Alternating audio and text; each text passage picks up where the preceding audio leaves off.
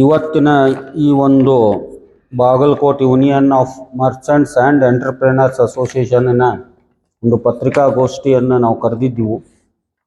ಈಗಾಗಲೇ ಸಾಕಷ್ಟು ನಮ್ಮ ಅಧ್ಯಕ್ಷರು, ಕಾರ್ಯದರ್ಶಿಗಳು, ಉಪಾಧ್ಯಕ್ಷರು ಮಾತಾಡಿದ್ದಾರೆ. ನೀವು ವಿಷಯ ಇದರ ಬಗ್ಗೆ ಕೇಳೈತಿ. ಬಟ್ ಈ ಯೂನಿಯನ್ ಯಾಕೆ ನಾವು ಮಾಡಬೇಕಾಯ್ತು ಅಂತ ಒಂದು ವಿಚಾರ ಮಾಡಿದಾಗ, ಯಾವುದೇ ಒಂದು ಹೋರಾಟ ಅಥವಾ ಯಾವುದೇ ಒಂದು ನಾವು ಪ್ರೆಷರ್ ಯಾರಿಗಾರ ಒಬ್ಬರಿಗೆ ಹಾಕಬೇಕು ಅಂತಂದ್ರೆ ಒಂದು ಯೂನಿಯನ್ ಬೇಕಾಗ್ತದೆ. ನಮ್ಮಲ್ಲಿ ಅಸೋಸಿಯೇಷನ್ ಅದಾವೆ, 48 ಅಸೋಸಿಯೇಷನ್ ಇದ್ದವು. ಬಾಂಡೆ association, stationery association, electrical association, jewellery association. ಇದನ್ನು ಇಷ್ಟು ಕೂಡಿಸಿ ಒಂದು ಪ್ಲ್ಯಾಟ್ಫಾರ್ಮ್ ಮಾಡಬೇಕಾಗಿತ್ತು. ಅದ್ರ ಸಲುವಾಗಿ ನಾವು ಇದನ್ನು ಯೂನಿಯನ್ ಮಾಡೋಣ್ರಿ ಅಂಥೇಳಿ ಒಂದು ಪ್ರಸ್ತಾಪ ಇಟ್ಟಾಗ ಎಲ್ಲರಿಗೂ ಅದು ಒಂದು ಒಪ್ಪಿಗೆ ಬಂದು ಈ ಒಂದು ಅಸೋಸಿಯೇಷನನ್ನು ನಾವು ಪ್ರಾರಂಭ ಮಾಡಬೇಕಾಯ್ತು. ಮುಖ್ಯವಾಗಿ ಬಾಗಲಕೋಟೆ ಒಳಗೆ ಈ ಅಸೋಸಿಯೇಷನ್ ಯಾಕೆ ನಾವು ವಿಚಾರ ಮಾಡಿದೀವಿ ಅಂದ್ರೆ, ಇದನ್ನು ಬಾಗಲಕೋಟೆ ನಗರಕ್ಕೆ ಸೀಮಿತ ಇಟ್ಟು ಮಾಡೀವಿ ನಾವು. ಇದ್ರದ್ದು ಯೂನಿಯನ್ ಬರುವಂಥ ದಿವಸ ಒಳಗೆ ಇದನ್ನು ಜಿಲ್ಲಾ ವ್ಯಾಪ್ತಿಗೆ ಒಯ್ತೀವಿ. ಟ್ಯಾಕ್ಸ್ ಕಲೆಕ್ಟ್ ಆಗೋದು ಬಾಗಲಕೋಟೆ.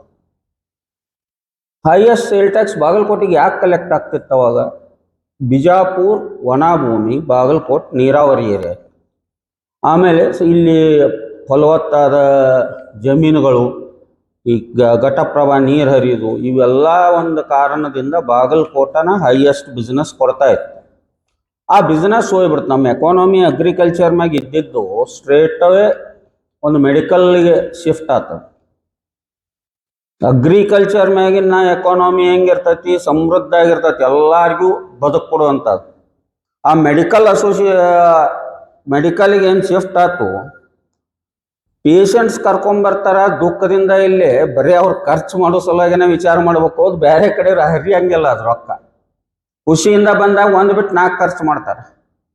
ಸೊ ಆದರೂ ಮೆಡಿಕಲ್ ನಮ್ಮಲ್ಲಿ ಇವತ್ತು ಆಗಿದ್ದು ನೋಡಿದ್ರೆ ಅದು ಒಂದು ಎಕಾನಮಿ ಸ್ಟ್ರಾಂಗ್ ಆಗಿ ಡೆವಲಪ್ ಆಗ್ತೀವಿ. ಇವತ್ತು ಬಾಗಲಕೋಟೆಗೆ ಅನುಕೂಲ ಆಗೈತಿ. ಅದರ ಜೊತೆಗೆ ಒಳ್ಳೆ ನಾವೇನು ಬಿಸ್ನೆಸ್ ಮೈಂಡ್ಸೆಟ್ನಾಗ ಇದ್ದೀವಿ ಬಾಗಲಕೋಟೆಯವರು, ಆ ಬಿಸ್ನೆಸ್ ವಾಪಸ್ ತರಬೇಕನ್ನುವಂಥ ಕಾರಣಕ್ಕೆ ಇದೊಂದು ಯೂನಿಯನ್ ಸ್ಟಾರ್ಟ್ ಮಾಡಿದೀವಿ.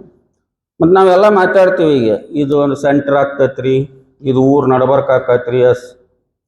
ಆ ಏರಿಯಾಕನ್ನ ನಮ್ಮ ವಲ್ಲಭಾಯಿ ಚೌಕ್ ಮಾರ್ಕೆಟ್ ಯಾವ ಥರ ಇತ್ತು ಆ ಥರ ಮಾರ್ಕೆಟನ್ನು ನಾವು ಅದೊಂದು ಟ್ರಯಾಂಗಲ್ ಏನೈತಿ, Rotary circle, inner wheel circle and line circle, ಇದು ಇಷ್ಟು ನಾವು ಇನ್ನೂ ಪ್ರಸ್ತಾಪನೆ ಒಳಗೆ ಐತಿದ್ದು. ಇದು ಹಿಂಗೆ ಆಗ್ತೈತಿ ಹಂಗೆ ಆಗ್ತೈತಿ ಅಂತ ನಿಖರ ಅಲ್ಲ. ಇದು ಆಲ್ರೆಡಿ ಅವ್ರು 200 ಎಕರೆ ಸ್ಯಾಂಕ್ಷನ್ ಮಾಡಿಟ್ಟಾರ. ಅದು ಇನ್ನೂ ಕಡಿಮೆ ಬೀಳ್ಬೋದು. ಇನ್ನೊಂದು 50 ಎಕರೆ ಕೊಡುವಂತ ನಾವು ಇನ್ನೂ ಅಥವಾ ಇನ್ನೂ ಒಂದು 50 ಎಕರೆ ರಿಸರ್ವ್ ಇಡ್ರಿ ಅಂತ ಕೇಳ್ಬೇಕಾಕತಿ. ಈಗ ಪ್ರೆಸೆಂಟ್ಲಿ ನಾವು ಡಾಟಾನು ಕಲೆಕ್ಟ್ ಮಾಡಕತ್ತೀವಿ. ಅದಕ್ಕೆ ನಾವು ಬಾಗಲಕೋಟ್ ಬಸವೇಶ್ವರ ಸರ್ಕಲ್ಲಿಂದ ಆ ಕಡೆ ಹೋದ್ವಿ ಅಂದ್ರೆ ಸುಮಾರು 1000 ರಿಂದ 1200 ಅಂಗಡಿ ಅದಾವೆ. ಈ ಡಾಟಾ ಇಲ್ಲಿ ಐತೆ ನನ್ನ ಕಡೆ. ಆಮೇಲೆ 800 ರಿಂದ 900 ಬೀದಿ ಬದಿ ವ್ಯಾಪಾರಸ್ಥರು ಕಟ್ಟಿ ಮೇಲೆ ಬಿಸ್ನೆಸ್ ಮಾಡ್ತಾರೆ. ಇದು ಎಲ್ಲ ಈಗ ನಿಖರವಾಗಿ ನಾವು ಡಾಟಾ ತೊಗೊಂಡು ಬಾಗಲಕೋಟ್ ಮಾರ್ಕೆಟ್ ಸೈಜ್ ಏನೈತಿ, ಯಾವ್ಯಾವ ಬಿಸ್ನೆಸ್ ಎಷ್ಟೆಷ್ಟು ಅದಾವು, ಯಾವ್ಯಾವ ಅಸೋಸಿಯೇಷನ್ದು ಎಷ್ಟು ಅಂಗಡಿ ಅದಾವು, ಪೇಂಟ್ ಅಸೋಸಿಯೇಷನ್, ಹಾರ್ಡ್ವೇರ್ ಅಸೋಸಿಯೇಷನ್, ಈ ಒಂದು ಡಾಟಾ ಇತ್ತು ಅಂದರೆ ನಾವು ಅಧಿಕಾರಿಗಳಿಗಾತು ನಮ್ಮ ಜನಪ್ರತಿನಿಧಿಗಳಿಗಾತು ಒಂದು ಚಲೋ ರಿಪ್ರೆಸೆಂಟೇಷನ್ ಕೊಟ್ಟು ನಮಗೆ ಬೇಕಾದಂಗೆ ಇದನ್ನು ಡೆವಲಪ್ ಮಾಡ್ಕೋಬಹುದು ಅನ್ನುವಂಥ ಕಾರಣ ಇಟ್ಕೊಂಡು ಸಹಿತ ನಾವು ಈ ಅಸೋಸಿಯೇಷನ್ ಸ್ಟಾರ್ಟ್ ಮಾಡಿದ್ದೈತಿ. ಅದಕ್ಕೆ ತಾವು ಸಾಕಷ್ಟು ಸಹಕಾರ ಕೊಟ್ಟಿರಿ, ಮುಂದೆ ಕೊಡ್ತೀರಿ ಅಂತ ನಾವು ಇಟ್ಕೊಂಡಿವಿ. ಅದನ್ನು ಇದಕ್ಕಿಂತ ಹೆಚ್ಚಾಗಿ ಸಮಗ್ರ ಅಭಿವೃದ್ಧಿ, ಈ ಸಮಗ್ರ ಅಭಿವೃದ್ಧಿ ಸಲುವಾಗಿ ಈಗಿನ ನಮ್ಮ ಶಾಸಕರಾದ HY ಮೇಟಿ ಅವರು ತಮ್ಮ ಈ ವಯಸ್ಸಿನಾಗೂ ಸಹಿತ ಸಾಕಷ್ಟು ಈ ಊರಿಗೆ ಬೇಕಾಗಿದ್ದು ಮಾಡಬೇಕು ಅನ್ನುವಂಥ ಹಂಬಲ್ದಾಗ ಅದ. ಅದೇ ಕಾರಣಕ್ಕೆ ಇವತ್ತು 200 ಎಕರೆ ರಿಸರ್ವ್ ಮಾಡಿದರು. ಪ್ಲಸ್ ಮೆಡಿಕಲ್ ಕಾಲೇಜಿಗೆ ಸಹಿತ ಅಡಿಕಲಾಕತ್ತಾರೆ. ಅದನ್ನು ಸಹಿತ ನಾವು ನಮ್ಮ ಯೂನಿಯನ್ ಆಫ್ ಮರ್ಚೆಂಟ್ ಅಸೋಸಿಯೇಷನ್ದ ಸ್ವಾಗತಿಸುತ್ತೇವೆ ಮತ್ತು ಅಭಿನಂದನೆಗಳನ್ನು ಸಲ್ಲಿಸ್ತೀವಿ. ಇನ್ನು ಉದ್ಯಮಗಳು ಅಂದರೆ ಎಂಟರ್ಪ್ರೈನರ್ಸ್ ಅಂತ ನಾವು ತೊಗೊಂಡಿವಿ. ಉದ್ಯಮಗಳು ಅಂತಂದ್ರೆ ಇವು ವ್ಯಾಪಾರ ಅಲ್ಲ. ಮರ್ಚೆಂಟ್ಸ್ ಅಂದ್ರೆ ನಾ ಮಾಡ್ತೇನೆ. ಉದ್ಯಮಗಳು, ಉದ್ಯಮಿ ಡೆವಲಪ್ಮೆಂಟ್ ಅಂದಾಗ ಸಾಕಷ್ಟು ಎಂಪ್ಲಾಯ್ಮೆಂಟ್ ಕ್ರಿಯೇಟ್ ಆಗ್ತದೆ. ಅಂಥವ್ರನ್ನೂ ಸಹಿತ ನಾವು ಇದ್ರೊಳಗೆ ತೊಗೊಂಡಿವಿ. ಎಂಪ್ಲಾಯ್ಮೆಂಟು ಕ್ರಿಯೇಟ್ ಮಾಡಬೇಕು, ಆರ್ಥಿಕವಾಗಿ ಬೆಳವಣಿಗೆ ಆಗಬೇಕು ಬಾಗಲಕೋಟೆದು. ಸ್ಕಿಲ್ ಡೆವಲಪ್ಮೆಂಟ್ ಟ್ರೈನಿಂಗ್ ಮಾಡಬೇಕು, ಒಂದು ಕನ್ವೆನ್ಷನ್ ಸೆಂಟರ್ ಮಾಡಬೇಕು, ಕಂಟಿನ್ಯೂಸ್ ಆಗಿ ಸೆಮಿನಾರ್ಸ್ ಇಡಬೇಕು, ಅಪ್ಗ್ರೇಡ್ ಆಗಬೇಕು, ಆನ್ಲೈನ್ ಮಾರ್ಕೆಟಿಂಗ್ ಮಾಡಬೇಕು. ನಾವು ಬಾಗಲಕೋಟೆದ ಒಂದು ಆನ್ಲೈನ್ ಪ್ಲಾಟ್ಫಾರ್ಮ್ ತರ್ಬೇಕಂತ ವಿಚಾರ ನಡೆಸಿವಿ. ಈಗ ಅದ್ರೊಳಗೆ registered suppliers only Bagalkot people, only Bagalkot business man. ಇಂಥವೆಲ್ಲ ಉದ್ದೇಶಗಳನ್ನು ಇಟ್ಕೊಂಡು ನಾವು ಈ ಒಂದು ಅಸೋಸಿಯೇಷನ್ ಈಗ ನಾವು ಪ್ರಾರಂಭ ಮಾಡಿದ್ದೀವು. ಇದಕ್ಕೆ ನಮಗೆ ಸ್ಪಂದನೆಯೂ ಸಿಗ್ತಾ ಇದೆ. ಇಲ್ಲಿ ನಾವು ಹೋರಾಟ ಮಾಡುವಂಥ ಪ್ರಸಂಗನ ಬರಲಿಲ್ಲ, ಯಾಕಂದ್ರೆ ಸಹಕಾರದಿಂದ ಎಲ್ಲ ಕೆಲಸ ಆಗಕತ್ತಾವ. ನಾವು ಏನು ಕೇಳ್ತೀವೋ ಅದನ್ನು ಮಾಡೋಣ ಅಂತಾರವ್ರು. ಸ್ವಲ್ಪ ತೊಂದರೆಗಳು ಬರ್ಬೋದು, ಆದರೆ ಟೆಕ್ನಿಕಲಿನೂ ಅದಕ್ಕೆ ಸಪೋರ್ಟಿವ್ ಇತ್ತಂದ್ರೆ ಈಗ ನಾವು GST ಎಷ್ಟು ಕಲೆಕ್ಷನ್ ಆಗಕತ್ತದ ಬಾಗಲಕೋಟೆದು ಪ್ರೆಸೆಂಟ್. ನಾವು ಹೊಸ ಮಾರ್ಕೆಟ್ ಮಾಡಿದ್ರೆ ಎಷ್ಟು GST ಇನ್ಕ್ರೀಸ್ ಆಕತಿ. ನಾವು ಈ ಸ್ವಾರ್ಥದಿಂದ ವಿಚಾರ ಮಾಡಕತ್ತಿಲ್ರಿ. ಅದನ್ನು ಬಿಸ್ನೆಸ್ ಡೆವಲಪ್ಮೆಂಟ್ ಅಂದರೆ ಸರ್ಕಾರಕ್ಕೂ ಅದ್ರ ಬೆನಿಫಿಟ್ ಸಿಗಬೇಕು. ಬರೀ ಫ್ರೀ ಕೊಡ್ರಿ ಅಂತನೂ ಅನ್ನಕತ್ತಿಲ್ಲ. ನಾವು ಅದಕ್ಕೆ ಏನು ಕಾಸ್ಟ್ ಐತೆ ಅದನ್ನು ಕೊಡ್ತೀವೋ ನಮಗೆ ಕೊಡ್ರಿ. ಆಮೇಲೆ ಬಡವರಿಗೆ ಸ್ವಲ್ಪ ರೋಡ್ ಸೈಡ್ನವ್ರು ಪ್ರೀಮಿಯಂ ಕೊಟ್ಟರು, ಆ ಪ್ರೀಮಿಯಂ ಅಮೌಂಟನ್ನು ಕಾಂಪೆನ್ಸೇಟ್ ಮಾಡಿ ಬಡವರಿಗೆ ಅಗದಿ ಸಸ್ತದಾಗೂ ಅಂಗಡಿ ಸಿಗಲಿ ಅಂತ ಒಂದು ಪಬ್ಲಿಕ್ ಆ್ಯಂಡ್ ಪ್ರೈವೇಟ್ ಪಾರ್ಟ್ನರ್ಶಿಪ್ ಥರ ಈ ನಾವು ಆ ಥರ ವಿಚಾರ ಮಾಡಿ ಅವ್ನ ಪ್ರಪೋಸಲ್ಲು ಅವ್ರ ಮುಂದೆ ಇಟ್ಟಿವು. ಬಟ್ ಅದಕ್ಕೂ ತೊಂದರೆಗಳು ಭಾಳ ಅದಾವು. ಇನ್ನೂ ಅಧಿಕಾರಿಗಳ ಜೋಡಿನೂ ಮೀಟಿಂಗ್ ಆಗುವಂಥದ್ದೈತಿ. ಪ್ರಕಾಶನ ತಪ್ಸೆಟ್ಟಿ ಅವರು ಹೇಳಿದ್ದಾರೆ, ಇದನ್ನು ನಾವು ಪೂರ್ತಿ ಮುಗಿಯುವವರೆಗೂ ಅದರೊಳಗೆ ಇನ್ವಾಲ್ವ್ ಆಗೋನು, ಜನರಿಗೆ ಏನು ಬೇಕಾಗೈತಿ ಅದನ್ನು ನೋಡೋಣ, ಕಾನೂನಿನ ತೊಂದರೆಗಳು ಏನು ಬರ್ತಾವೆ ಅದನ್ನು ಸಾಲ್ವ್ ಮಾಡೋ ಪ್ರಯತ್ನ ಮಾಡೋಣ. ಸರ್ಕಾರದಾಗ ಅದನ್ನು ಎಲ್ಲ ರೀತಿಯಿಂದ ಕೆಲಸ ಮಾಡ್ಕೊಂಡು ಬರೋಕ್ಕೆ ನಮ್ಮ MLA ಅವರಂತರೂ ಸಾಕಷ್ಟು ಮಾಡ್ಕೊಂಡು ಬರುವಂಥ ಶಕ್ತಿ ಇದ್ದವ್ರು ಅದ.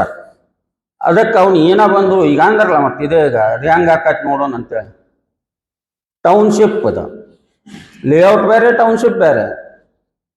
ಈಗ ಅವ್ರು ಲಾಸ್ಟ್ ಟೈಮ್ ಅದನ್ನು ಮಾಡಿದ್ದು ಪ್ಲ್ಯಾನು ಗೌರ್ಮೆಂಟ್ ಅಥವಾ ಅದು ಟೌನ್ ಪ್ಲ್ಯಾನಿಂಗ್ದವರು ಇದನ್ನು ಒಂದು ರೆಸಿಡೆನ್ಸಿಯಲ್ ಲೇಔಟ್ ಮಾಡೋಣ ಅಂದ್ರೆ 1700 ಎಕರೆ ರೆಸಿಡೆನ್ಸಿಯಲ್ ಲೇಔಟ್ ಮಾಡೋಣ ಅಂದ್ರು ಅವ್ರು. 1700 ಎಕರೆ ರೆಸಿಡೆನ್ಸಿಯಲ್ ಲೇಔಟ್ ಮಾಡಿ 2.5% ಅದ್ರ ಪ್ರೊವಿಷನ್ ಐತಿ ಕಮರ್ಷಿಯಲ್ ಕೊಡಕ್ಕೆ, ಅದನ್ನು ಮಾಡಿದ್ರು. ಬಟ್ ಟೌನ್ಶಿಪ್ ಅಂತ ಬಂದಾಗ ಇದು ಟೌನ್ಶಿಪ್ ಅಲ್ಲ, ನಾವು ಡೆವಲಪ್ ಮಾಡಕತ್ತೀವಿ. ಇದಕ್ಕೆ 18 to 22% ಐತಿ ಪ್ರೊವಿಷನ್. ಟೌನ್ಶಿಪ್ ಅಂತ ಕನ್ಸಿಡರ್ ಮಾಡಬೇಕು.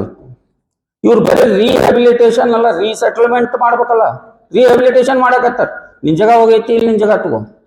ರೀಸೆಟಲ್ಮೆಂಟು ಐತೆ ಆ್ಯಕ್ಟ್ನ. ಅವನು ಬದುಕು ಕಳ್ಕೊಂಡ ನಾ ಬದುಕು ಕೊಡ್ರಿ ಅಂತ ಐತಿ. ನಾವು ನಮ್ಮ ಬದುಕು ಕೇಳಕತ್ತೀವಿ. ನಾವು ಬದುಕು ಕೇಳಿದ್ದಕ್ಕೆ ಸ್ಪಂದನೆ ಮಾಡ್ಯಾರ. ಬರುವಂಥ ದಿವಸ ಒಳಗೆ ಇನ್ನೂ ಹೆಚ್ಚಿನ ಮಟ್ಟಿನಾಗ ಬಾಗಲಕೋಟ್ ಮಾರ್ಕೆಟ್ ಬೆಳೀತೈತಿ ಅಂತ ನಮಗೆ ಒಂದು ಸ್ಟ್ರಾಂಗ್ ಹೋಪ್ಸ್ ಬಂದೈತಿ ನಿನ್ನೆಯಿಂದ. ನಮ್ಮ ಊರಾಗ ನಾವು ಯಾರ್ದ ಅಂಗಡಿಯಾಗ ಹೋಗಿ ಕುಂತ್ರಿ ಏನೈತಿ ಬಿಡ್ರಿ ಬಾಗಲಕೋಟೆ ಮುಳುಗಡೆ ಐತ್ರಿ, ಇನ್ನು ಮುಂದೆ ಏನಾಕತ್ತೆ ಏನ್ರಿ ಅಂತಿತ್ತು. ನಮಗೆ ಹೈ ಟೈಮ್ ಆಗಿತ್ತು. ನಾವೀಗ 50 ವರ್ಷ ಯಾರು ಅದೀವಿ ಇಲ್ಲಿ, ನೀವು ವಿಚಾರ ಮಾಡ್ರಿ. ನಮ್ಮ ಮಕ್ಕಳು 25-26ಕ್ಕೆ ಬಂದವು. ಅವ್ರ ಬದುಕು ನೌಕರಸ್ಥರು ಮಾಡೋಣ. ಮತ್ತು ಮಾಲಕರೇ ಇರಲಿಲ್ಲ, ನೌಕರಸ್ಥರ ಎಲ್ಲಿ ಹುಟ್ಟುತ್ತಾರ? ಅಂಗಡಿಗಳೇ ಇಲ್ಲ ಅಂದ್ರೆ ನೌಕರಿ ಕೊಡೋರು ಯಾರು? ಅಥವಾ ಬಿಸ್ನೆಸ್ ಇಲ್ಲ, ಇಂಡಸ್ಟ್ರಿ ಇಲ್ಲ ಅಂದಾಗ ಉದ್ಯೋಗ ಕೊಡೋರು ಯಾರು? ಅದಕ್ಕೆ ಬರೇ ನಾವು ನೌಕರಿ ನೌಕರಿ ನೌಕರಿ ಅನ್ನೋದು ಬಿಟ್ಟು ಇದನ್ನು ಬಾಗಲಕೋಟೆ ಒಳ್ಳೆ ನಾವು ನಮ್ಮ ಬಾಗಲಕೋಟೆ ನಾವು ನಿರ್ಮಾಣ ಮಾಡ್ಕೊತೀವೋ ಅನ್ನುವಂಥ ಒಂದು ಮೆಂಟಾಲಿಟಿ ತರಬೇಕಂತನೂ ಒಂದು ನಮ್ಮ ಈ ಅಸೋಸಿಯೇಷನದ ಉದ್ದೇಶ ಅಂತ ಹೇಳ್ಕೊಂತ ಇವತ್ತಿನ ಈ ಪತ್ರಿಕೆ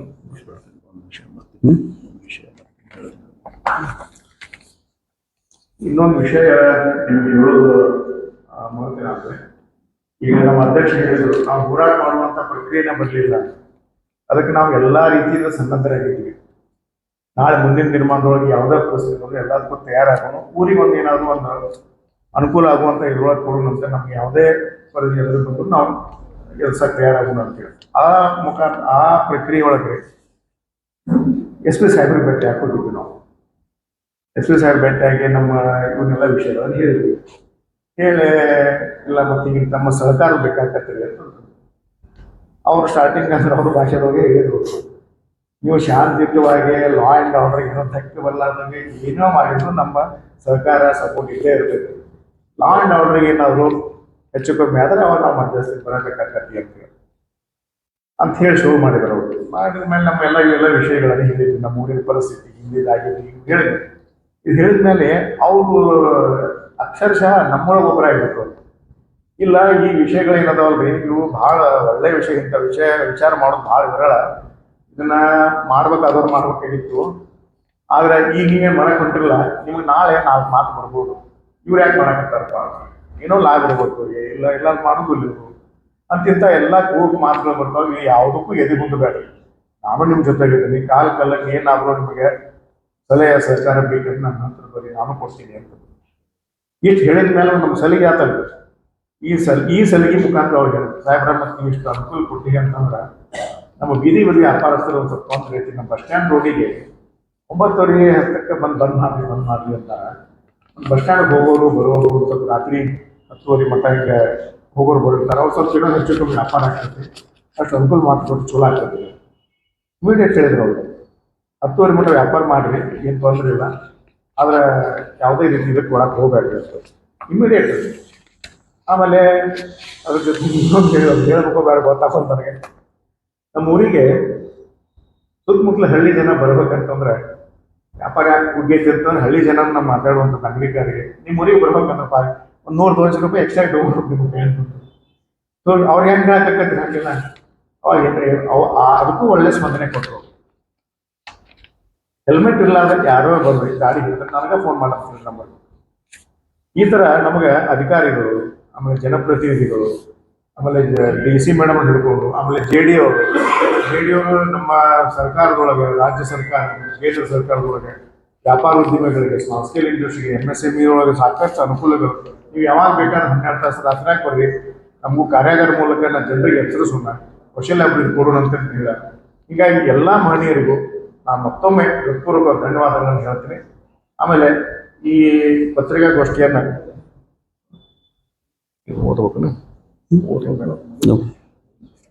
ಅದಕ್ಕೆ ಈ ಪತ್ರಿಕಾಗೋಷ್ಠಿಯನ್ನ ನಾವು ಕರೆದ ಉದ್ದೇಶ ತಮ್ಮ ಮುಂದೆ ಪ್ರಚಾರಪಡಿಸಿವಿ. ತಮ್ಮ ಪ್ರಶ್ನೆಗಳೇನಿದೆ ಕೇಳಬಹುದು. ತಾವು ಸಲಹೆ ಕೊಡ್ಬೇಕು. ಯಾಕಂದ್ರೆ ಈಗ ನಾವು ಬಾಗಲಕೋಟೆ ಒಂದೇ ಅಲ್ರಿ ಮಾರ್ಕೆಟ್.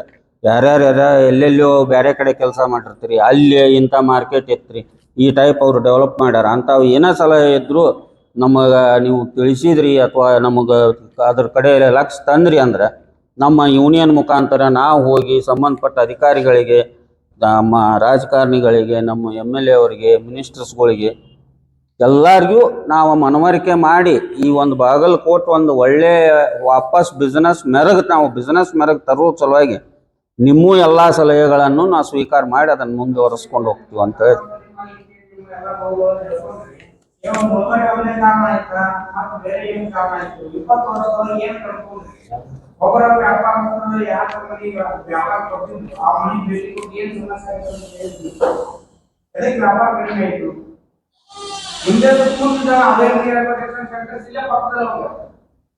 ಇಲ್ಲ ಕರೆಕ್ಟ್ ರೀ, ನೀವು ಹೇಳೋದು ಕರೆಕ್ಟ್ ಐತೆ. ಬಟ್ ಏನಾಗಿತ್ತು, ಅಲ್ಲೇನು ಹಳೆ ಮಾರ್ಕೆಟ್ ಇತ್ತು, ಆ ಮಾರ್ಕೆಟ್ ಒಂದು ಸೆಂಟ್ರಲೈಸ್ಡ್ ಇತ್ತು.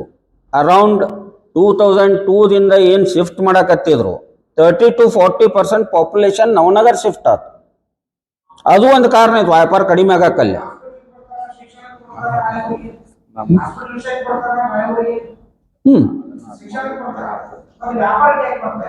ಸರ್ ಅದರೀಗ ಅಲ್ಲಿ ಸಣ್ಣ ಸಣ್ಣ ಕಿರಾಣಿ ವ್ಯಾಪಾರ ಅಲ್ಲೆಲ್ಲೇ ಚಾಲು ಅದು. ನವನಗರ್ನಾಗೂ ಸಹಿತ ಅಲ್ಲೆಲ್ಲೇ ಒಂದೊಂದು ಅಂಗಡಿ ಅದು. ಕೈಪಲ್ಯ ಸಲುವಾಗಿ ಊರಾಗ ಬರಕ್ಕೆ ಆಗ್ತಿರ್ಲಿಲ್ಲ. ಅಲ್ಲಿ ಡೈಲಿ ನೀಡ್ಸ್ ಅಲ್ಲಿ ಆಗಾಕತ್ತದ. ವ್ಯಾಪಾರ ಹರಿದಂಚು ಹೋಯ್ತು, ವ್ಯಾಪಾರ ಕಡಿಮೆ ಆಗೈತೆ ಅಂದಿಲ್ಲ ನಾವು. Operation of Bagalkote population area wise ಸೀಮಿತ ಆಗೈತಿ. ಎಲ್ಲರಿಗೂ ಎಲ್ಲ ರೀಚ್ ಆಗೋದು. ಈಗ ಅದು ಸೆಂಟ್ರ್ ಆದ್ಮ್ಯಾಗ ಎಲ್ಲರೂ ರೀಚ್ ಆಗ್ತದೆ.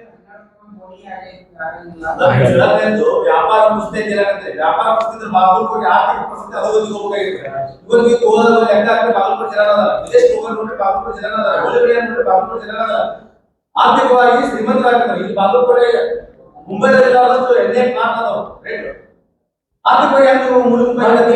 ಬಟ್ಟಿ ಮತ್ತು ಬಂಗಾರ ಮತ್ತು ಅಡಕೆ ಸಂಬಂಧಪಟ್ಟ ವ್ಯಾಪಾರ ನೀವೇನು ಮಾಡ್ಕೊಳ್ರಿ. ಆ ವಿಷಯಕ್ಕೆ ನಾ ಹೇಳ್ರಿ, ಆಗ ನಿಮ್ಗೆ ಆ ವಿಷಯದಾಗ ಹೇಳಿದೆ ನಾನು.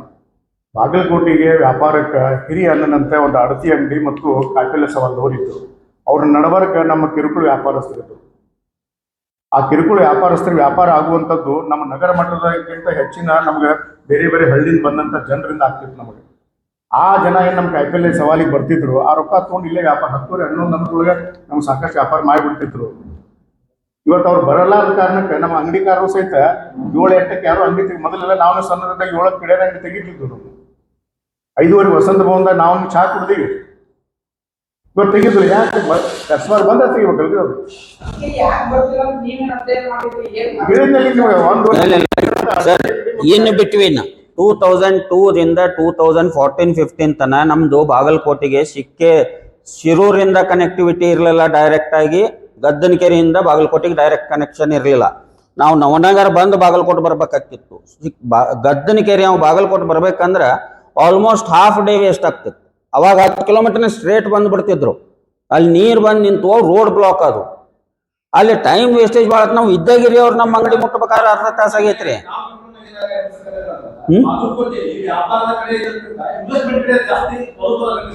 ಸರಿ, ಎಸ್ ಎಸ್ ಬಾಗಲಕೋಟೆಯಲ್ಲಿ ಜನ ದುಡ್ಡು ಕೇವಲ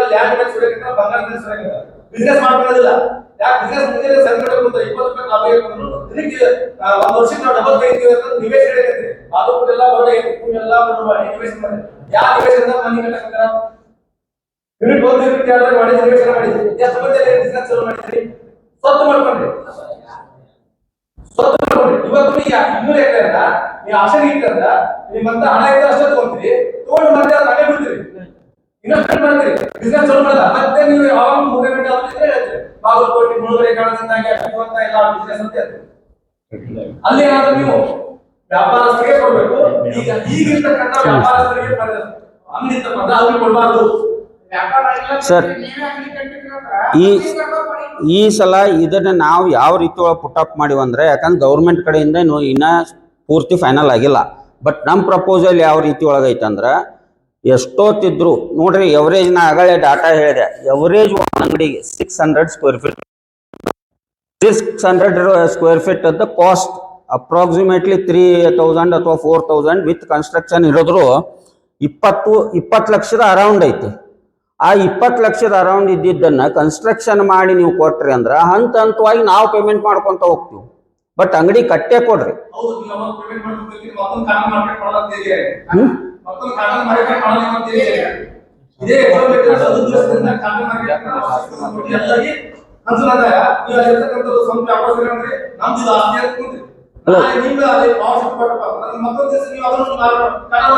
ಸರ್, ಈ ಅಂಗಡಿನ ಒಬ್ಬೊಬ್ಬರಿಗೆ ಕೊಟ್ಕೊಂತ ಹೋಗುದು, ಖರೀದಿ ಮಾಡೋದು, ಅವ್ರು ಖರೀದಿ ಮಾಡಿದ್ದ ಕಾಟನ್ ಇದು ವ್ಯಾಪಾರ ಮಾಡಿ ತಮ್ಮ ಅಂಗಡಿ ತಾವು ಓನರ್ಶಿಪ್ ತಗೊಳ್ಳಿ ಅನ್ನಕತ್ತೀವಿ. ಇವತ್ತು ನೀವು ಇದ ಡಾಟಾ ನೋಡಿದ್ರಿ ಅಂತಂದ್ರೆ 75% ಆಫ್ ಶಾಪ್ಸ್ ಆರ್ ರೆಂಟೆಡ್. ಇವತ್ತು ಬಿಸ್ನೆಸ್ ಮಾಡೋಂಗ 10 to 15% ಪಾರ್ಟ್ನರ್ ಹಾಕಾರ ಅವ್ರು ನಮ್ಮ ಬಿಸ್ನೆಸ್.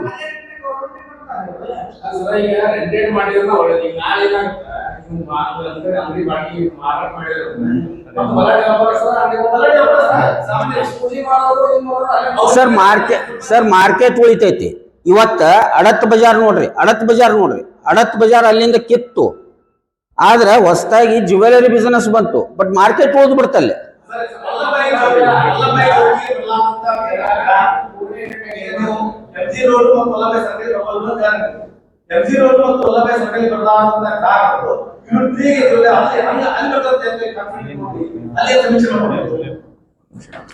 ಸರ್, ಒಂದು ಮೊದಲೇ ಇವ್ರ ಪ್ರಶ್ನೆಗೆ ಉತ್ತರ ಕೊಡ್ತೀನಿ ನಾನು. ಅಲ್ಲಿ ಪ್ರಶ್ನೆ ಏನೈತಲ್ರಿ,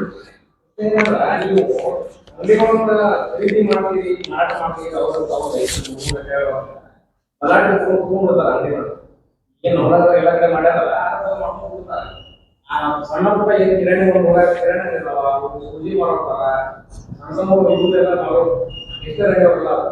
ಅವ್ರಿಗೆ ಏನು ಸಿಗಂಗಿಲ್ಲ. ಆಮೇಲೆ ಅದು ಮುಗಿಸಿ ಹೇಳಿದ್ರೆ ಮತ್ತೆ ಕನ್ಫ್ಯೂಸ್ ಹಿಂಗಂದ್ರೆ ಅಂಗಡಿ ಇದ್ದವರು ಬೇರೆದವ್ರು ಬಾಕಿ ಅದ, ಅವ್ರ ಅಂಗಡಿ ಸ್ಟಾರ್ಟ್ ಮಾಡ್ಬೇಕಾರೆ ಅವ್ರ ಬಾಕಿದಾರಿಗೆ ಅವ್ರ ವ್ಯಾಪಾರ ಅವ್ರ ಬಾಕಿದಾರ ಮಾಡಕತ್ತಾರ. ಅವ್ರು ಹೆಂಗ್ ಮಾಡೋದು? ಈಗ ಸಣ್ಣ ಉದಾಹರಣೆ ಹೇಳ್ತೀನಿ. ನಗರಸಭೆಯಲ್ಲಿ ಎಷ್ಟೋ ಅಂಗಡಿ ತಗೊಂಡಾರ, ಅವ್ರು ವ್ಯಾಪಾರ ಮಾಡಂಗಿಲ್ಲ, ಬೆಳೆದವ್ರು ಕೊಟ್ಟರು ಡಬಲ್ ಬಾಡಿಗೆ. ಆದ್ರೆ ಈ ಅಂಗಡಿ ಎಲ್ಲ ನೋಡ್ರಿ, ನಾವು ಬರೀ ವ್ಯಾಪಾರಸ್ಥರ ನಾವು ಹಾಕ್ತಿಲ್ಲ. ಇವತ್ತು ಬೀದಿ ಬದಿ ವ್ಯಾಪಾರಸ್ಥರು ಸಹಿತ ಪ್ರಾರಂಭ ಮಾಡಿ ಏನು ಹಳೆ ಮಾರ್ಕೆಟ್ ಎಲ್ಲರೂ ಯಾರು ಸದ್ಯ ಬಜೆಟ್ ವ್ಯಾಪಾರ ಮಾಡ್ತಾರ ಅವ್ರೆಲ್ಲರೂ ಶಿಫ್ಟ್ ಮಾಡಕತ್ತೀವಿ ನಾವು.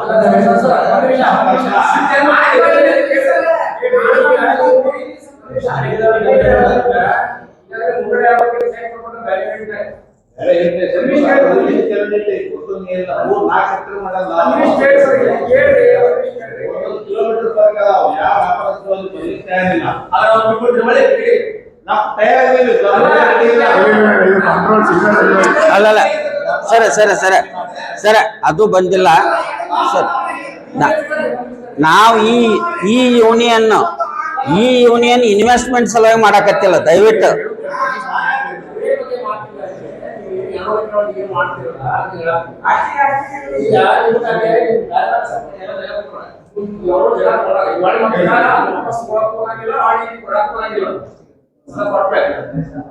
ಈಗೇನ್ ಮಾಡ್ಕೊಂಡು ಕಾಂಪ್ಲೆಕ್ಸ್ ಮಾಡಿ ಒಂದು ಮಾಲ್ ಕಟ್ಟಿ ಸಿಸ್ಟಮೈಸ್ ಆಗಿ ಬಾಡಿಗೆ ಕೊಟ್ಟರೆ ಸರಿಯಾಗುತ್ತೆ, ಅದೆಲ್ಲ ಲೋಕ ಸಿಗುತ್ತೆ.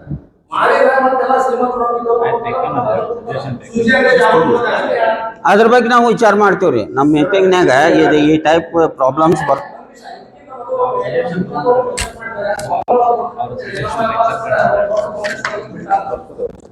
ಸರ್, ಈಗ ಈ ವಿಷಯಕ್ಕೆ ಸಂಬಂಧಪಟ್ಟಂಗೆ ಬಲಾಢ್ಯರು ತಗೊಂಡು ಕೂತ್ರಪ್ಪ ಅಂದ್ರೆ ಮುಂದೆ ಸಾಮಾನ್ಯ ವರ್ಗದ ಸಣ್ಣ ಪುಟ್ಟ ವ್ಯಾಪಾರಸ್ಥರು ಏನು ಅಂತ ತಮ್ಮ ಕಲೆ ಪ್ರಶ್ನೆ. ನಾವು ಮಾಡತ್ತಿದ್ರಿ ಡಾಟಾ ತಗೊಂಡ್ರಿ ಅಂತ ಹೇಳಿದ್ರು ನಮ್ಮ ಅಧ್ಯಕ್ಷರು. ಯಾವ್ಯಾವ ಅಂಗಡಿಕಾರರು ಎಷ್ಟೆಷ್ಟು ಅದಾವ, ಜ್ಯುವೆಲರಿ ಎಷ್ಟೈತಿ, ಕಿರಾಣಿ ಎಷ್ಟು ಅದಾರ, ಅದ್ರೊಳಗೆ ಮಾಲೀಕರು ಎಷ್ಟು ಅದಾರ, ಬಾಡಿಗಾರ ಎಷ್ಟು ಅದಾರ, ಇವನ್ನೆಲ್ಲರೂ ಡಾಟಾ ಕಲೆಕ್ಟ್ ಮಾಡಿದ್ವಿ. ಆಮೇಲೆ ಜ್ಯುವೆಲರಿ ಅಂತಂದ್ರೆ ಒಂದು ಸ್ಟ್ಯಾಂಡರ್ಡ್ ಶಾಪ್ ಸೈಜ್ ಮಾಡುವಂತ ಇದನ್ನ ನಮ್ಮ ಸಜೆಷನ್ ಕೊಡೋದು. ನಾವು ಒಂದು ಜ್ಯುವೆಲರಿ ಇಷ್ಟೊಂದು ಸ್ಟ್ಯಾಂಡರ್ಡ್ ಸೈಜ್ ಬೇಕು ಮುಂದಿನ 50 ವರ್ಷದ ಇಷ್ಟೇ ಎಲ್ಲ ಕಾಮನ್ ಆಗಿದೆ. ಆಮೇಲೆ ಈಗ ನೀವು ಹೇಳ್ತಿಲ್ಲ ಬಲಾಢ್ಯರು ಇಷ್ಟೆಲ್ಲ ಅದಕ್ಕೊಂದು ರಿಸ್ಟ್ರಿಕ್ಷನ್ ಹಾಕಿ ನಾವು ಯಾರು ಅಂಗಡಿಕಾರ ಅದಿರಲ್ಲ ಅವರಿಗೆ, ಯಾರು ಬಾಡಿಗೆದಾರ ಅವರಿಗೆ ಅಷ್ಟೇ ಕೊಡೋದು. ಇವತ್ತು ನನ್ನ ಕಡೆ ದುಡ್ಡು ಭಾಳ ಐತಿ ಅಂತಂದ್ರೆ ನಾವು ಒಂದು 10,000 ತೆಗೆದು ತಗೊಳ್ಳೋಕೆ ನಮ್ಗೆ ಎಲ್ಲವೂ ಇಲ್ಲ. ಒಂದು ನಿಮಿಷ ಸರ್, ಒಂದೊಂದು ನಿಮಿಷ. ಈಗ ನನ್ನ ಕಡೆ ಒಂದು ದುಡ್ಡು ಐತೆ ಅಂತ ನಾ 10,000 ಸ್ಕ್ವೇರ್ ಫೀಟ್ 1 ಎಕರೆ ತಗೋತೀನಿ ಅಂತಂದ್ರೆ ಅಲವಿಲ್ಲ. ಅದಕ್ಕೆ ನಮ್ಮ ವ್ಯಾಪಾರಕ್ಕೆ ಅನುಗುಣವಾಗಿ ಜ್ಯುವೆಲರಿ ಇರಲಿ, ಕಿರಾಣಿ ಇರಲಿ, ಟ್ರಾನ್ಸ್ಪೋರ್ಟೇಷನ್ ಇರಲಿ, ಸಿಮೆಂಟ್ ಇರಲಿ ಅಥವಾ ಕಿರಾಣಿ ಇರಲಿ, ಈ ಸೆಕ್ಟರ್ಗೆ ಒಂದು standard size of shopping complex ಎಷ್ಟು ಇರ್ಬೇಕು. ಹೌದು, ಅಲ್ಲಲ್ಲ ಇಲ್ರಿ, ಒಂದೇ ಸೆಕೆಂಡ್. ಇದು ಡಾಟಾ ಓದ್ತೀನಿ, ನಿಮ್ಗೆ ಗೊತ್ತಾಗ್ತದೆ. ಬಾಗಲಕೋಟೆ ಕ್ಲಾತ್ ಮರ್ಚೆಂಟ್ಸ್, ಇದು ಬಸವೇಶ್ವರ ಸರ್ಕಲ್ ತೆಳಗಿಂದ ಹೇಳಾಕತ್ತೀನಿ, ನಮ್ಮ ಒಳಗಡೆಗೆ ಬರುವ 85 ಅಂಗಡಿ ಅದಾವ. ಅವ್ರಿಗೆ ಎವರೇಜ್ 600 ಸ್ಕ್ವೇರ್ ಫೀಟ್ ಇದ್ದು ಒಂದು ಅಂಗಡಿ ಬೇಕು ಅನ್ನೋ ರಿಕ್ವೈರ್ಮೆಂಟ್ ಐತಿ. ಅದೇನು ಭಾಳ ಅಲ್ಲ, ಯಾಕಂದ್ರೆ ಐಡಿಯಲ್ ಐತದ. ಅದರಂಗನ ರೆಡಿಮೇಡ್ ಇಲೆಕ್ಟ್ರಿಕಲ್ಸ್ ಒಂದು 50 ಅದಾವು, ಎಲೆಕ್ಟ್ರಾನಿಕ್ಸ್ ಒಂದು 25 ಅದಾವು. ಈ ಥರ ನಾವು ಎಲ್ಲ ಡಾಟಾ ತೊಗೊಂಬಂದಿವು. ಇವ್ರಿಗೆ ಏನು ಐಡಿಯಲ್ ರಿಕ್ವೈರ್ಮೆಂಟ್ ಐತಿ. ಈಗ ಎಕ್ಸಾಂಪಲ್ ಸ್ಟೀಲ್ ಅಂಗಡಿ ಒಂದು, ಯಾಕಂದ್ರೆ ಸ್ಟೀಲ್ ಹೊರಗೆ ಬರ್ತೈತಿ, ಅವ್ರಿಗೆ 2,000 ತನ 2,000 ಸ್ಕ್ವೇರ್ ಫೀಟು. ಸಿಮೆಂಟ್ನವ್ರಿಗೆ ಒಂದು 1,500 ಸ್ಕ್ವೇರ್ ಫೀಟ್ನಷ್ಟು ಕೊಡಬೇಕಾಕತಿ, ಗುಡೌನ್ ಅದು ಎಲ್ಲ ಬೇಕಾಕತಿ. ಸೊ ಆ ಟೈಪ್ ನಾವು ಕ್ಯಾಲ್ಕುಲೇಟ್ ಮಾಡಿ ಇಟ್ಟಿವಿ. ಇದನ್ನು ಇಷ್ಟ ಆದ್ರೆ ಐಡಿಯಲ್ ಇದು ಇನ್ವೆಸ್ಟ್ಮೆಂಟ್ ಆದ್ರೂ ಭಾಳ ಆಗಂಗಿಲ್ಲ ರೀ. ಇದು 20-25 ಲಕ್ಷ ಆದ್ರೂ ನಾ ರಿಯಲ್ ಎಸ್ಟೇಟ್ ಬಿಸ್ನೆಸ್ ಮಾಡ್ಬೇಕನ್ನ ನಾವು 20 ಲಕ್ಷಕ್ಕೆ ಯಾಕೆ ಇನ್ವೆಸ್ಟ್ ಮಾಡಕ್ ಬರ್ತಾನ? ಸೊ ವ್ಯಾಪಾರನ ಮಾಡಲಿ ಅನ್ನುವಂಥ ಒಂದು ಇಂಟೆನ್ಷನ್ನಾಗ ಐತಿದ. ಈಗ ರಿಯಲ್ ಎಸ್ಟೇಟ್ ಮಾಡ್ಬೇಕನ್ನೋರು ಮಾಡೇ ಮಾಡ್ತಾರ. ಅವ್ರು ಇದನ್ನ ಬಿಡ್ತಾರ. ಈಗ ಬಾಗಲಕೋಟೆ ಎಂಡಲ್ಲಿ ಅಥವಾ ಅಲ್ಲಿಂದ ಮುಂದೆ ತೊಗೊಂಡು ಅವ್ರು ವ್ಯಾಪಾರ ಮಾಡೇ ಮಾಡ್ತಾರ, ಅವ್ರು ತಮ್ಮ ಬಿಸ್ನೆಸ್ ಮಾಡ್ತಾರ. ಬಟ್ ಇದು ಬಂದಿಲ್ಲ. ಇಲ್ಲಿ ಉದ್ಯೋಗಗಳ ಕಡಿಮೆ ಆಗ್ಯಾವು. ಹೆಂಗೆ ಉದ್ಯೋಗಕ್ಕೆ ಉತ್ತೇಜನ ಕೊಡಬೇಕು?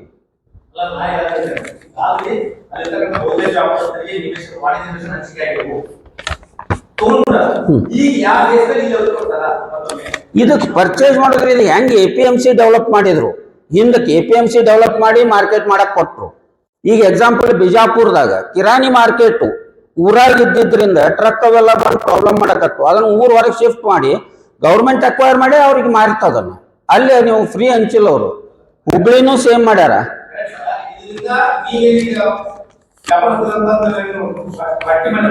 ನಿಮಗೆ ಲಾಭ ಆಗ್ತದೆ ಸರ್ಕಾರಕ್ಕೆ. ನೀವು ಕಡಿಮೆ ಇಲ್ರಿ, ಕಾಸ್ಟ್ ಟು ಕಾಸ್ಟ್ ಕಡಿಮೆ ಇಲ್ಲ. ಕಾಸ್ಟ್ ಟು ಕಾಸ್ಟ್ ಗೌರ್ಮೆಂಟ್ ಲಿದ್ದಾನು ನಮ್ ಹರಾಜಿಲ್ರಿ. ಅರ್ಧ ಕಾರ್ನರ್ ಅಷ್ಟ ಮಾಡ್ತಾರ ಅವ್ರು. ಹರಾಜ್ ಕಾರ್ನರ್ ಅಷ್ಟ ಮಾಡ್ತಾರ. ಇನ್ನು ಉಳಿದು ಏನು ಹೌಸಿಂಗ್ ಕಾಲನಿಗೆ ಅವ್ರ ಅಲಾಟ್ಮೆಂಟ್ ಮಾಡ್ತಾರಲ್ಲ ಅಪ್ಲಿಕೇಶನ್ ತಗೊಂಡು, ಇಷ್ಟ ಸ್ಕ್ವೇರ್ ಫೀಟಿಗೆ ಈ ಬಿಲ್ಡಿಂಗ್ ಕಾರ್ನರ್ ಐತ್ರಿ ಅಲ್ಲಲ್ಲ ಕಾರ್ನರ್ ಶಾಪ್ಸ್ ಕಾರ್ನರ್ಸಿಗೆ ಯಾವ್ದ ಒಂದು ಪ್ರಾಜೆಕ್ಟ್ನಾಗ ಪ್ರೊವಿಷನ್ ಐತಿ ಕಾನೂನ್ಯಾಗ ಕಾರ್ನರ್ ಪ್ಲಾಟ್ಸ್ ಹರಾಜ್ ಮಾಡ್ಬೇಕಂತ ಇವನ್ ಕಾರ್ನರ್ ಶಾಪ್ಸು ಹರಾಜ್ ಮಾಡ್ಬೇಕಂತ ಬಟ್ ಒಳಗಿನ್ನು ಏನು ಕೊಡ್ತೀವಲ್ಲ ಅಲಾಟ್ಮೆಂಟ್ ಮಾಡೋ ಹೊತ್ನ್ಯಾಗ ಒಂದು ರೇಟ್ ಫಿಕ್ಸ್ ಮಾಡಿ ಅವ್ರು ಅಲಾಟ್ ಮಾಡ್ತಿರ್ತಾರೆ ಚೀಟಿ ಆಗಲಿ ಹೆಂಗೆ ನವನಗರಿಗೆ ಹಂಚಾರ ಅದೇ ರೀತಿ ಒಳಗೆ ಅದು ಹಾಂ ಇಲ್ಲಿ ಕೊಟ್ಟು ಉಳಿದು ಅಂದ್ರ ಯಾಕಂದ್ರೆ ಈಗ ರಿಕ್ವೈರ್ಮೆಂಟ್ ನೋಡಿದ್ರೆ ನಾ ಏನಲ್ರಿ ಈಗ ನಾ ಬಾಗಲಕೋಟೆದ ಈ ಸದ್ಯಕ್ಕೆ ಎಕ್ಸಿಸ್ಟಿಂಗ್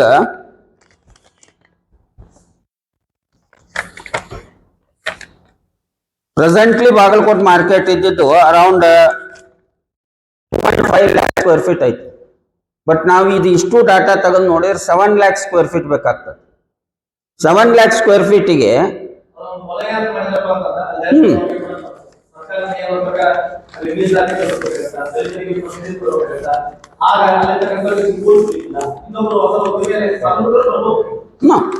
ಅದೇ ವಿಚಾರದಿಂದ ಹೇಳಕತ್ತೀನಲ್ರಿ ಈಗ ಅವ್ರು ಏನು 200 acres ಅಂತ ರಿಸರ್ವ್ ಮಾಡ್ಯಾರ ಅದ್ರೊಳಗೆ ಅಪ್ರಾಕ್ಸಿಮೇಟ್ಲಿ 7 lakh ಸ್ಕ್ವೇರ್ ಫೀಟ್ ಅನ್ನ ಹಾಕತ್ ಈಗ ಇದ್ರೊಳಗೆ ತಗೊಳ್ಳೋರು ಕಡಿಮೆ ಆದ್ರು ಅಥವಾ ಅಕಸ್ಮಾತ್ ನನ್ನ ಡಾಟಾ ಒಳಗೆ ಒಂದ್ ಸ್ವಲ್ಪ ಎರರ್ ಐತಿ ಅಂತಂದ್ರೆ ಹೊರಗಿನ ಇನ್ವೆಸ್ಟರ್ಸ್ ಬಂದ್ರು ತಗೋಬಹುದು ಬಟ್ ಬಾಗಲಕೋಟೆಗೆ ಫಸ್ಟ್ ಪ್ರಿಫರೆನ್ಸ್ ಅದು ಮುಳಗಡೆಗೆ ಫಸ್ಟ್ ಮುಳಗಡೆ ಏರಿಯಾಕ ಅದರ ನೆಕ್ಸ್ಟ್ ದೂರದ ಸೆಕ್ಟರ್ ಯಾರು ಬಿಸ್ನೆಸ್ ಆಗಕತ್ತಿಲ್ಲ ದೇ ಕ್ಯಾನ್ ಇನ್ವೆಸ್ಟ್ ಆ ವಿದ್ಯಾಗಿರಿ ಅವ್ರು ಬರೋರು ಯಾರು ಬರಲಿ ಒಟ್ ಮತ್ತೆ ಇದು ಎಂತಾವ ತೊಂದರೆಗಳ ನೀವು ಎಷ್ಟು ಚಂದ ನಮಗೆ ಎತ್ತು ಕೊಟ್ಟಿರಿ ಇದ್ರ ಬಗ್ಗೆ ನಾವು ಡಿಸ್ಕಷನ್ ಮಾಡ್ತೀವಿ ಎಲ್ಲಾರ ಜೋಡಿ ಕೂಡ್ಕೊಂಡು ಆಮೇಲೆ ಒಂದು ಕನ್ಕ್ಲೂಷನ್ ಮಾಡ್ತೀವಿ ಈ ಸದ್ಯಕ್ಕೆ ನಾವು ಏನೂ ಅಲ್ಲ ಒಂದು ಕನ್ಕ್ಲೂಡ್ ಮಾಡಿ ನಾವು ಅದ್ರ ಬಗ್ಗೆ ಮಾತಾಡೋರು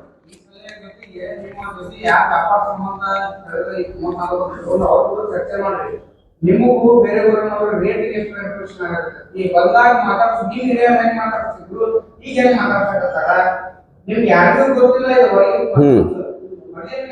ಉದ್ರಿ ಕೊಟ್ಟಾಗ ಅವ್ರು ಹಾಗೆ ಇರ್ತಿತ್ತು ಈಗ ಉದ್ರಿ ಕೊಟ್ಟಾಗ ಏನಾಗೈತಿ ಇದು ನೀವು ವ್ಯಾಪಾರಕ್ಕೆ ಹಂಗೆ ಮುಳುಗಡೆದೊಳಗೆ ಎಲ್ಲಾ ಬಂದ್ರೆ ಇದು ಮುಳುಗಡೆಗೆ ನಾವು ಜಾಸ್ತಿ ಕಂಪೇರ್ ಮಾಡಕತ್ತಿಲ್ರಿ ಇದು ಮುಳುಗಡೆ ಆಗೈತಿ ಅಂತ ಬಂದಿಲ್ಲ ನಾವು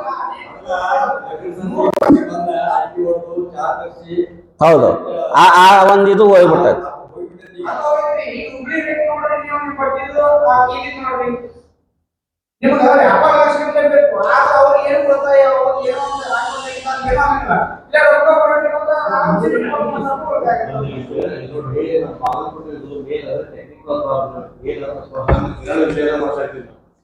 ಏನಂದ್ರ ಲೋಡಿಂಗ್ ರೋಡ್ ವೆಹಿಕಲ್ ಗಾಡಿ ಒಳಗೆ ಎಕ್ಸ್ಪೆಂಡಿಚರ್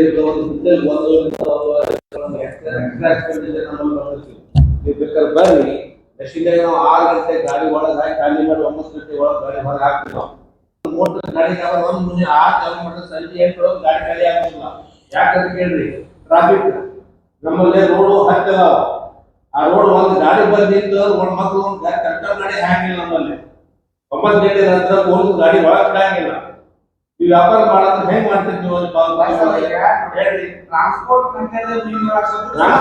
ರೋಡ್